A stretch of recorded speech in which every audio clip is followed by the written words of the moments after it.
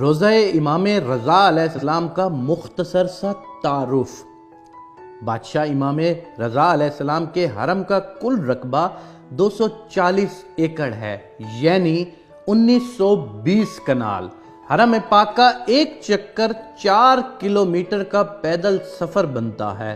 سڑک جہاں سے ختم ہوتی ہے وہاں سے حرم پاک میں داخل ہوں تو دنیا کا سب سے قیمتی پتھر لگا ہوا ہے۔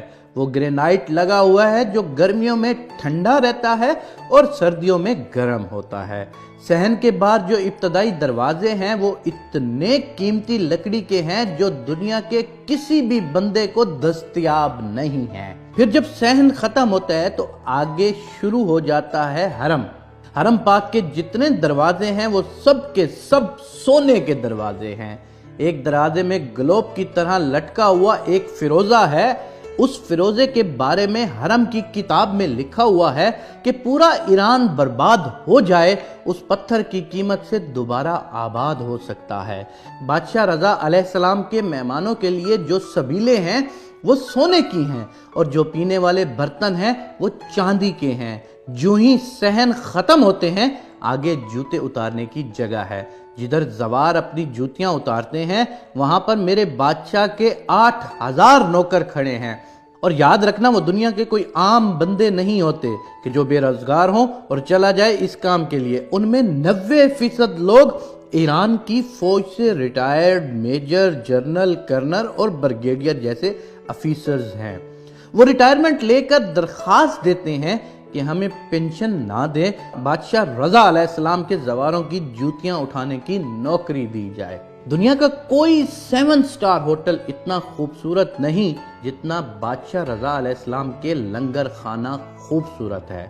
جہاں تک میں نے ایک عالم دین سے سنا تھا کہ وہاں پر زوار کی عرش کے فرشتے مہمان نوازی کرتے ہیں۔ یہ جتنی بھی چیزیں ہیں، سونا، چاندی، اینٹیں، پتھر، ان سب کی فیکٹریاں امام رضا علیہ السلام کی اپنی ہیں۔ کچھ صحن ایسے ہیں جن کا رقبہ بہت وسیع و عریض ہے۔ ان کو صحن بزرگ کہتے ہیں۔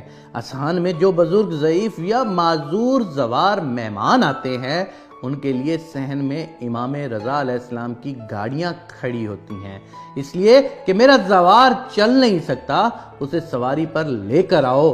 3 منزلوں پر محیط ہے میرے بادشاہ رضا کی زری مبارک۔ ان تینوں منزلوں کی زیارت کی جاتی ہے۔ ان تینوں منزلوں پر دنیا کی ہر کرنسی، روپیہ، یورو، ڈالر، ریال، دینار، پاؤنڈ وغیرہ ہر قسم کی کرنسی سے بھری ہوئی پڑی ہوتی ہیں۔ یہ تینوں منازل ایران پر تقریباً 44 سال سے پابندیاں ہیں۔ ایران بادشاہ رضا کی جوتی کا صدقہ آج تک غریب نہیں ہوا۔ مملکت ایران مقروض ہے۔ اس 8ویں امام کی لاکھوں کی تعداد میں مولا کی فیکٹریوں میں ایرانی لوگ ملازمت کرتے ہیں۔ کروڑوں گھر امام رضا کے سہارے سے پلتے ہیں۔ 4 کلومیٹر میں پارکنگ ہے جہاں پر صرف وہاں پر کام کرنے والے نوکروں کی گاڑیاں کھڑی ہوتی ہیں۔ یہ ہے ایک مختصر سا تعارف جناب امام رضا علیہ السلام کا جو 8ویں امام ہیں۔ ایران پر 44 سال سے پابندیاں ہیں، لیکن اس ایک امام کی زیارت کے لیے پوری دنیا سے لوگ جو آتے ہیں ان کا دیا ہوا اتنا کچھ ہوتا ہے، امام رضا کی برکت اتنی ہوتی ہے کہ پورا ایران کبھی بھی غربت میں نہیں جا سکتا۔